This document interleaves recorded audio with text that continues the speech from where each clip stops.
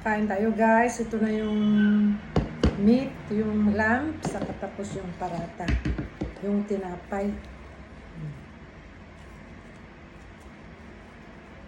Masarap lang tong parata pag mainit pa.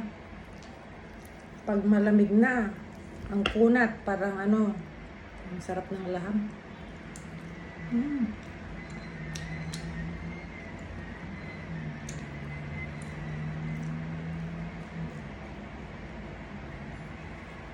Ang sarap.